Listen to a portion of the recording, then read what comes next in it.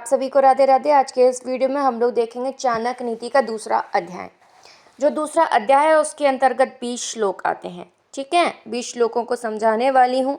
Charts भी बनाए हुए हैं, इसमें हम चार्ट्स भी देखेंगे। देखिए, ये तो मैंने पहले से लेके ये जो 20 श्लोक तक हैं, टेक्स्ट बुक है ये तो चाणक्य नीति के। इसके बाद चार्ट बनाए हुए हैं, ये चार्ट दिए हैं। ठीक है, चलिए देखिए, सबसे पहले हम पहला श्लोक देखते हैं। पहले श्लोक को समझाती हूँ। झूठ बोलना, बिना सोचे समझे किसी कार्य को शुरू कर देना, दुस्साहस करना, छल कपट करना, मूर्खतापूर्ण कार्य करना, लोभ करना, अपवित्र रहना और निर्दयता आदि बातें स्त्रियों के स्वाभाविक दोष हैं। ये बताया गया है जो स्त्री होती हैं उसमें ज़्यादातर ये कमियां पाई जाती हैं। ठीक है, जैसे झूठ बोलना, बिना सोचे समझे किसी कार्य को शुरू कर देना, दुस्साहस करना आदि। ठीक है, ज़रूरी नहीं है ये सारी चीज़ें 100% स्त्रियों में हो। सभ्यता आचार्य चाणक्य ने जिस काल में इस नीति शास्त्र की रचना की हो सकता है उस टाइम पर ऐसी स्त्रियां जो हैं उनकी बहुमत हो, उस टाइम पर ऐसा हो सकता है। ठीक है, ज़रूरी नहीं है कि हर स्त्री में ये हो, लेकिन क्योंकि आजकल की जो स्त्रियां हैं वो पढ़ी लिखी हैं, समझदार हैं। हाँ, अशिक्षित स्त्रियों के बारे में यह बातें काफ़ी हद तक सही हो सकती हैं।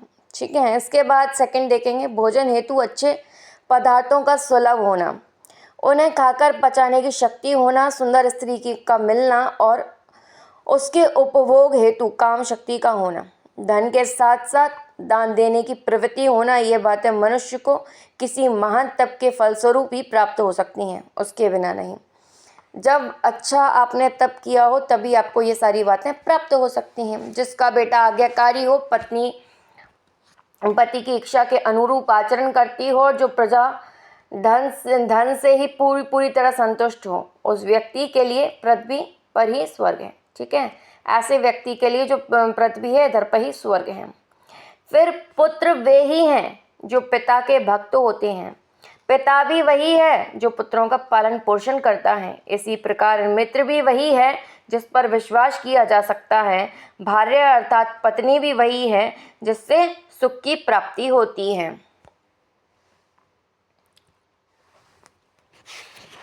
फिर देखिए पांचवा, जो पीठ पीछे कार्य को बिगाड़े और सामने होने पर मीठी मीठी बातें बनाए, ऐसे मित्र को उसी मोड़ पर उसी भांति छोड़ देना चाहिए। कह रहे हैं आचार्य चाणक्य कह रहे हैं, जो पीठ पीछे कार्य को बिगाड़ता है और सामने मीठा मीठा बोलता है, ऐसे मित्र को उस घड़े के भांति त्याग देना चाहिए जिसके मुंह पर तो दूध भरा हुआ हो परंतु अंदर विष भरा हुआ हो। ठीक है, आचार्य चाणक्य कहते हैं कुछ ऐसे दोस्त होते हैं जो सामने चिकनी चुपड़ी बातें करते हैं और पीठ पीछे हमारी बुराई करते हैं, तो ऐसे मित्रों को त्याग देना चाहिए। चाणक्य कहते हैं उस व्यक्ति को इस प्रकार त्याग देना चाहिए जैसे घड़े की भांति त्याग देना चाहिए, जिसके ऊपर के हिस्से पर तो दूध भरा होता है और अंदर विष भरा हुआ होता है। ऊपर से तो मीठा और अंदर से दुष्ट व्यक्ति को मित्र नहीं कहा जा सकता।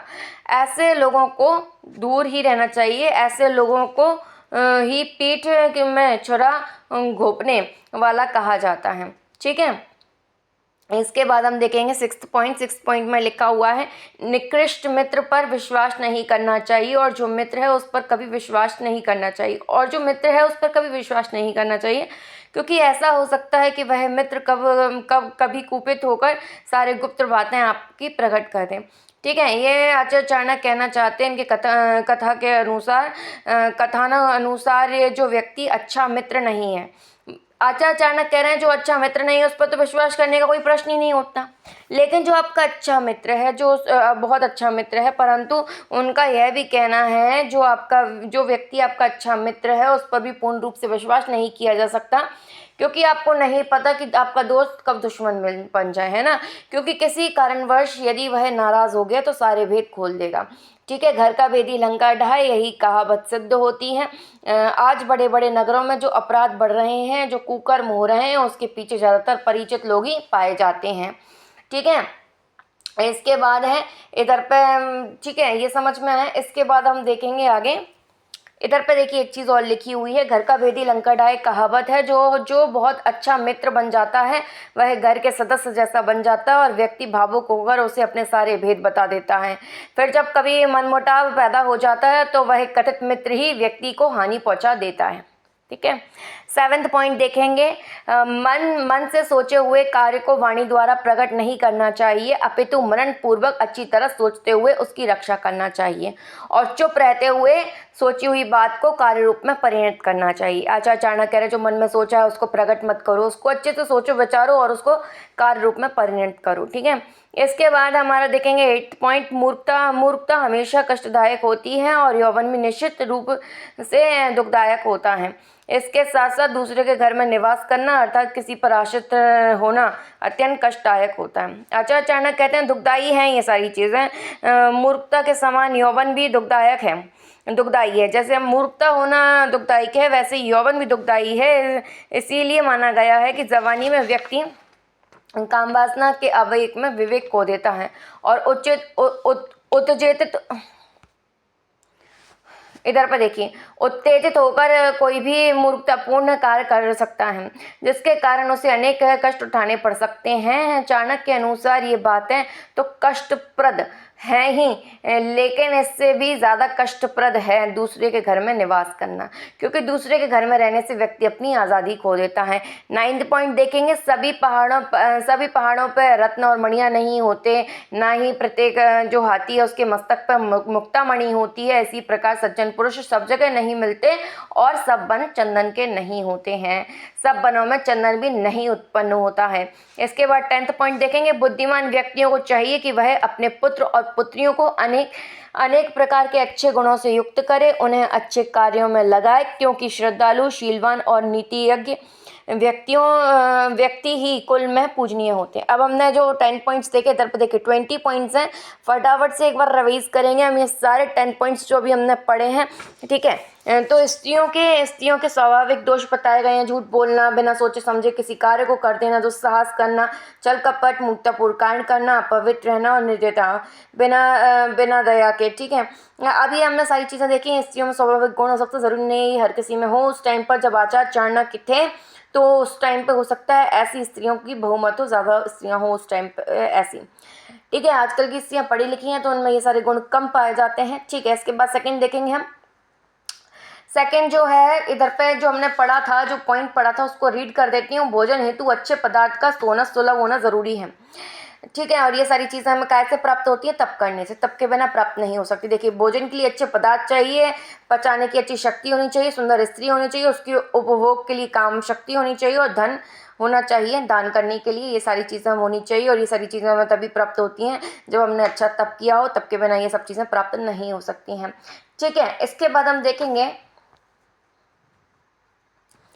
थर्ड पॉइंट में पृथ्वी पर ही स्वर्ग है अगर बेटा आज्ञाकारी हो, पत्नी पति की इच्छा के अनुरूप आचरण करती हो, जो प्राप्त धन से ही पूरी तरह संतुष्ट हो।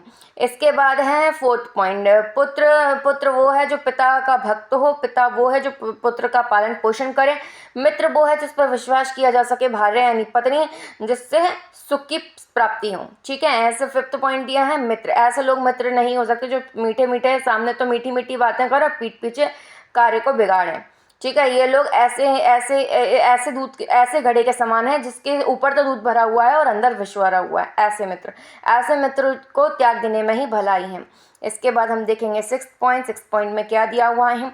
तो विश्वास, ऐसे लोगों पर विश्वास नहीं करना चाहिए जो आपके मित्र नहीं है, निकृष्ट मित्र हैं, और ऐसे लोगों पर विश्वास नहीं करना चाहिए जो अच्छे मित्र हैं। देखो जो मित्र नहीं है उस पर तो विश्वास किया ही नहीं जा सकता, लेकिन जो मित्र है उस पर भी विश्वास नहीं करना चाहिए, क्योंकि मित्र कब शत्रु बन जाए ये पता नहीं है। आपने उसके सामने राज उगल दिए, उसके सामने भावुक होकर सारी बातें बता दी, अब पता नहीं है कि वो कब पलट जाए, कब आपका दुश्मन बन जाए, कब आपके भेद सारे दूसरों के सामने खोल दे और कब आपको हानि पहुंच जाए उन सारे राजों से। ठीक है। जो आपने उसको बता रखे थे गुप्त राज। इसके बाद 7 पॉइंट देखेंगे, मन के अंदर जो बातें सोची हुई हैं उसको वाणी रूप में प्रकट नहीं करना चाहिए, उसको अच्छे से मनन करना चाहिए, उसकी रक्षा करनी चाहिए और फिर सोची हुई बात को कार्य रूप में परिणत करना चाहिए। 8 पॉइंट को देखेंगे, मूर्खता दुखदायक है, दुखदायक है, यौवन भी दुखदायक है, क्योंकि इसकी वजह से आपको नुकसान पहुंचते हैं। दूसरे के घर में निवास करना ये सबसे बड़ा कष्टदायक चीज़ है, क्योंकि आप किसी पर आश्रित हो जाते हो और ये अत्यंत कष्टदायक है। ठीक है। इसके बाद 9 पॉइंट, हर पहाड़ पर रत्न और मणियाँ नहीं होती, हर हाथी के मस्तक पे मुक्ता मणि नहीं होती, सज्जन पुरुष हर सब जगह नहीं मिलते, हर जगह नहीं मिलते, और सब हर वन में चंदन नहीं होता, हर एक वन में चंदन नहीं होता, हर एक वन चंदन का नहीं होता है। ठीक है, सब वनों में चंदन नहीं है। अब इधर पर हम 10th पॉइंट देखेंगे। बुद्धिमान व्यक्तियों के जो पुत्र हैं पुत्रियां हैं उनको अच्छे गुण देने चाहिए, अच्छे कार्य सिखाने चाहिए, क्योंकि श्रद्धालु, शीलवान व नीति यज्ञ, कुल में पूजनीय, उचित समय पर, उचित स्थान पर उचित कार्य करने की कला को नीति यज्ञ कहते हैं। अगर ऐसी सारी चीज़ें, अच्छे गुण हैं, अच्छे कार्य हैं पुत्र और पुत्रियों में, बुद्धिमान व्यक्तियों को देने चाहिए अपने बच्चों को, क्योंकि श्रद्धालु, शीलवान और नीतियज्ञ पुरुष कुल के पूजनीय होते हैं। इसके बाद हमने ये पूरे 10 पॉइंट कवर किए हैं यहाँ पर। अब हम देखेंगे 11 पॉइंट्स। ठीक है, इसको मैं चार्ट फॉर्म में समझाऊंगी। पहले एक बार जल्दी से अपन लोग रीडिंग कर लेते हैं ये वाले श्लोकों की। 11th पॉइंट पे आते हैं। ठीक है, देखिए दिया है, वे माता पिता बच्चों के शत्रु व वैरी हैं जिन्होंने बच्चों को पढ़ाया लिखाया नहीं है, शिक्षा नहीं दी, क्योंकि अनपढ़ बालक की विद्वानों के समूह में स्थिति उसी प्रकार होती है जैसे कि हंसों के झुंड में बगुले की। ठीक है, ऐसे माता पिता को शत्रु बताया गया है जो अपने बच्चों को नहीं पढ़ाते लिखाते हैं, और ऐसे बच्चों का वही हाल होता है जैसे हंसों के झुंड में बगुले का। ठीक है, फिर इसके बाद लाड़ दुलार से पुत्रों एवं शिष्यों में अनेक दोष उत्पन्न हो जाते हैं। उनको ताड़ना देने से अर्थात दंड देने में उनमें गुणों का विकास होता है। इसीलिए पुत्र और शिष्यों को अधिक लाड़ दुलार नहीं करना चाहिए, बल्कि उन्हें ताड़ित करते रहना चाहिए। कहा गया है बच्चे अगर गलत कार्य कर रहे हैं तो उनको रोकना चाहिए, समझाना चाहिए, उनको ज़्यादा प्यार दुलार से बच्चे बिगड़ जाते हैं। मान लीजिए कोई बच्चा गलत कार्य कर रहा है, आप उसका साथ दे रहे हो उस कार्य में, तो ये गलत है। इसके बाद देखिए 13वां पॉइंट क्या दिया है। व्यक्ति को एक श्लोक या वेद मंत्र का अध्ययन, चिंतन अथवा मनन करना चाहिए। यदि वह पूरे श्लोक का चिंतन मनन नहीं कर सकता तो उसके आधे अथवा उसके एक भाग का, और यदि एक भाग भी नहीं कर सकता तो एक अक्षर का ही प्रतिदिन अध्ययन करना चाहिए। प्रत्येक व्यक्ति का कर्तव्य यह है कि वह अपने दिन को व्यर्थ ना जाने दे और वह अध्ययन आदि अच्छे कार्यों को करता हुआ अपने दिन को सार्थक बनाने का प्रयत्न करें। ठीक है, इसके बाद हम देखेंगे 14th पॉइंट। पत्नी का वियोग, अपने बंधु बांधव से अपमानित होना, अपने पर कर्ज चढ़े रहना, दुष्ट अथवा बुरे मालिक की सेवा में रहना, निरंतर निर्धन बने रहना, दुष्ट लोगों और स्वार्थियों की सभा अथवा समाज में रहना, ये सब ऐसी बातें हैं जो बिना अग्नि के शरीर को हर पल जलाती रहती हैं। इसके बाद 15th पॉइंट। नदी के किनारे के वृक्ष, दूसरों के घर में रहने वाली स्त्री, मंत्री विहीन राजा आदि जल्दी नष्ट हो जाते हैं, इसमें कुछ भी संशय नहीं है। ये सारी चीज़ें बहुत जल्दी नष्ट हो जाती हैं। 16th point. ब्राह्मणों का बल विद्या होती है। इधर पर बताया गया है किसका बल काय में होता है, तो ब्राह्मणों का बल विद्या होती है, राजाओं का बल उनकी सेना होती है, व्यापारियों का बल उसका धन होता है, और शूद्रों का बल दूसरों की सेवा करना होता है। यहाँ पे बहुत ज़रूरी इंपॉर्टेंट बात बताई हुई है, देखिए नीचे क्या लिखा हुआ है। इसीलिए किसी भी कुल में जन्म लेने वाला, कहने के अनुसार 4 वर्ण माने जाते हैं, परंतु तथ्य यह है वर्णों की मान्यता कार्यों पर निर्भर करती है। इसीलिए किसी भी कुल में जन्म लेने वाला व्यक्ति शिक्षा के क्षेत्र में हो तो वो वह ब्राह्मण ही माना जाएगा। जो व्यक्ति व्यापार करता हो, उसे कृषि कार्य में लगा है, पशुपालन करता है, तो उसको वैश्य माना जाएगा। जो सेना में भर्ती है अथवा सेना से संबंधित कार्य करता है उसे क्षत्रिय कहा जाएगा। शेष व्यक्ति जो शूद्रों की श्रेणी में आते हैं, यही हाल शूद्रों का होता है। शूद्रों का बल सेवा होती है, अपनी सेवा से शूद्र भी अति उच्च स्थिति को प्राप्त कर सकता है। वह राजा का प्रिय पात्र हो सकता है, ब्राह्मणों का कृपा पात्र हो सकता है, और वैश्यों का भी। लेकिन जो शूद्र सेवा भाव से रहित है उसको बलहीन ही मानना चाहिए। ठीक है, इसके बाद हम देखेंगे 17th पॉइंट। ठीक है, वैश्य निर्धन व्यक्ति को, प्रजा पराजित एवं शक्तिहीन राजा को, पक्षी फलहीन वृक्ष को और अचानक आया हुआ अतिथि भोजन करने के बाद घर को त्याग कर चला जाता है। ठीक है। ये लोग ये काम अपने पूरे होने के बाद निपटा कर चले जाते हैं। 18 पॉइंट देखेंगे। विप्र ब्राह्मण लोग दक्षिणा प्राप्त करने के पश्चात यजमान का घर छोड़ देते हैं। विद्या प्राप्त करने के पश्चात शिष्य गुरु का आश्रम से विदा ले लेता है। वन में आग लग जाने पर वहां रहने वाले हिरण आदि पशु जो उस जंगल को छोड़कर किसी दूसरे जंगल की ओर प्रस्थान कर देते हैं। 19वां पॉइंट देखेंगे। दुराचारी अकारण दूसरे को हानि पहुंचाने वाले तथा गंदे स्थान पर रहने वाले व्यक्ति के साथ मित्रता रखने वाला श्रेष्ठ पुरुष भी जल्दी ही नष्ट हो जाता है। कहा गया है दुराचारी बहुत खराब इंसान जो बुरे आचरणों वाला है, अकारण दूसरों को हानि पहुंचाने वाला ऐसा इंसान जो बिना कारण के दूसरों को दुख पहुंचाता है, हानि पहुंचाता है तथा गंदे स्थान पर रहने वाले व्यक्ति के साथ ऐसा इंसान जो गंदे स्थान पर रहता है, ऐसे लोगों से मित्रता करने पर जो श्रेष्ठ पुरुष होता है वो भी नष्ट हो जाता है। 20वां पॉइंट है प्रेम व्यवहार समान गुण कर्म स्वभाव और आर्थिक स्थिति वाले व्यक्तियों से उचित रहता है। इधर पे आचार्य चाणक्य कह रहे हैं अगर आप प्रेम व्यवहार कर रहे हैं तो वो किसके संग करना चाहिए, आपके जैसे गुण हो, अच्छे कर्म हो, स्वभाव का हो और आर्थिक स्थिति वाले व्यक्तियों से उचित रहता है। यदि नौकरी करनी ही है तो राजा की करनी चाहिए। कार्य अथवा व्यवसाय में सबसे अच्छा व्यापार होता है कि आप खुद का व्यापार करें। ठीक है। इसी प्रकार उत्तम गुणों वाली रूपवती स्त्री की शोभा अपने घर में ही है। ठीक है। हम ये सारे के सारे पॉइंट्स देखेंगे 11th पॉइंट से।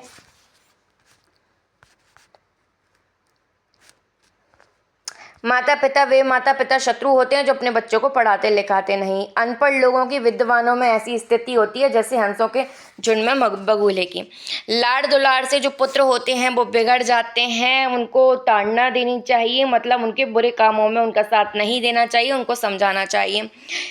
अगर कोई इंसान पूरा श्लोक नहीं पढ़ सकता, एक श्लोक नहीं पढ़ सकता तो आधे श्लोक का अध्ययन करना चाहिए और उसका भी ना कर पाए तो एक अक्षर का कुछ ना कुछ ज़रूर पढ़ना चाहिए। हमें अपने जीवन को व्यर्थ नहीं करना चाहिए। हमारा कर्तव्य है दिन में हम दिन को व्यर्थ ना करें, हम उसको सार्थक बनाएं। ठीक है। इसके बाद हम देखेंगे 14th पॉइंट। ठीक है। बातें जो बिना अग्नि के शरीर को हर पल जलाती रहती हैं, ऐसी बातें जो जलाती रहती हैं। पत्नी का वियोग, अपने बंधु बांधवों से अपमानित होना, अपने पर कर्ज चढ़े रहना और दुष्ट अथवा बुरे मालिक की सेवा में रहना, निरंतर निर्धन बने रहना, दुष्ट लोगों और स्वार्थियों की सभा अथवा समाज में रहना जल्दी नष्ट हो जाते हैं, इसमें कुछ भी संशय नहीं है। अगर नदी के किनारे के वृक्ष जो हैं, दूसरे के घर में रहने वाली स्त्री और मंत्री विहीन राजा, ये जल्द ही नष्ट हो जाते हैं।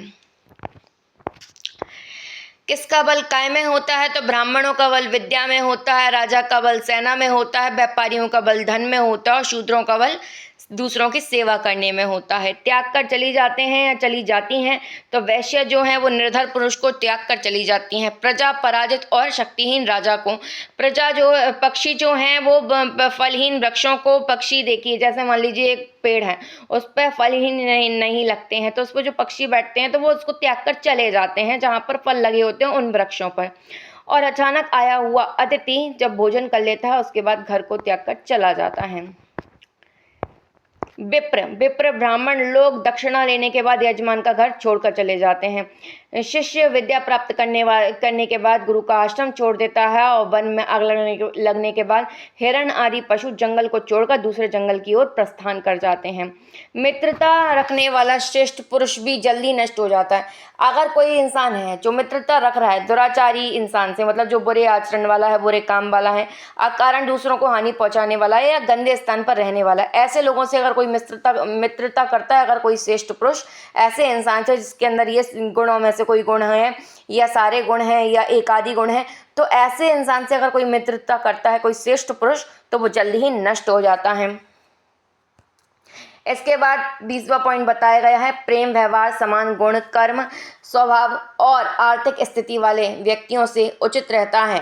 मतलब ये सारी चीज़ें आपको करनी है। प्रेम व्यवहार वो किसके संग सही रहेगा? समान गुण, कर्म, स्वभाव और आर्थिक स्थिति वाले व्यक्ति से ही सही रहता है।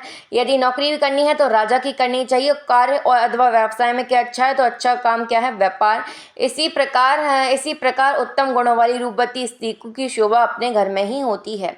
आज का ये वीडियो इतना ही। राधे राधे।